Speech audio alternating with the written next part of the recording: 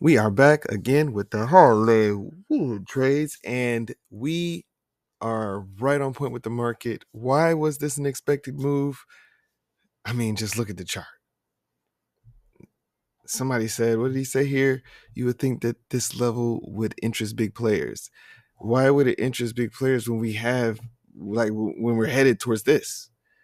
Like, we're headed towards all of this unvisited, all of these none of this was retested. Like, especially this candle here and this candle here, none of this was retested, which means this was the last place where people were actually able to mitigate, right? And then there's just imbalance here. So there's a lot of support here. They can attack these levels and then find a great price to buy from long term somewhere up in here. Even, all of this is balanced. So maybe that's good. But look at the weekly. Look at the weekly. If you're going by structure, just imagine these are like minute candles or hour candles.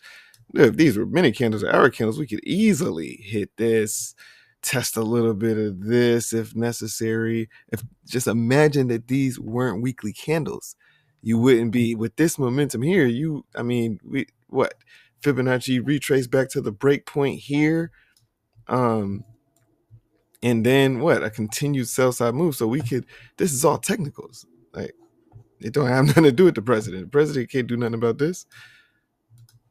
And I just wanted to say that this was all expected. We already put this out on all of our analysis previous weeks. So I didn't expect it to be so fast, but bearish moves are really fast. And so let's just go to the intraday here, because that's where the bread and butter is, right? I haven't been trading. I just looked up at the screen. I had a minute to talk about this. As we know, trading is different from analyzing.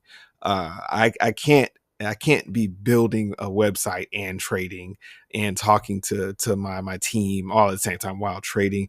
I tried to do that about 2 weeks ago, and I took like $1,000 loss, and I just was like, no, I'll do analysis just to keep, I care about the Discord and I care about price. I love price, but to actually be in the mindset to catch right in these moments, right? And do it accurately and comfortably, that's a whole different thing. Anybody who's a real trader knows that. However, these are just really easy. I haven't had to change any of these levels. Even if I wanted to trade today, I would have woken up at around 8 and I would have seen that we close. What do we use in the bar method? We use closes and imbalances. I see that we have established below this zone here. This was a power zone. That's where my last markups were. And basically, by using the easy bar method PDF, and of course I'll soon on that, but we're going by closes and we're using the candle levels as break and retest. It's just simple.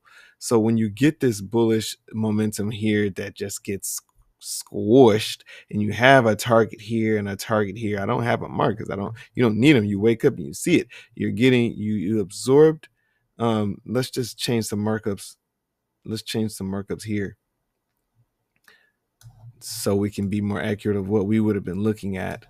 This gap right here was the new week opening gap. For those of you who don't know what that is, this is the new. I'm having a seizure. NWOG. I'm still having a seizure. New day opening gap. I labeled it wrong. All right. So what we're gonna see there is a sharp. You see, this is how you know these levels are not made up, because look at where that dotted line is at. We'll see a sharp mitigation at 50% if we're super bearish, and they changed what this level means, which this is going to be one of the most powerful levels coming into the week. They changed the designation of how the high frequency programs treat this boundary level here. So we're above this candle, we close above it, but there's a stronger area here. You see, I don't have this marked. I have this marked coming into the week is what we want to do. And this is what I would have seen this morning at 8. I would have seen that reaction to that.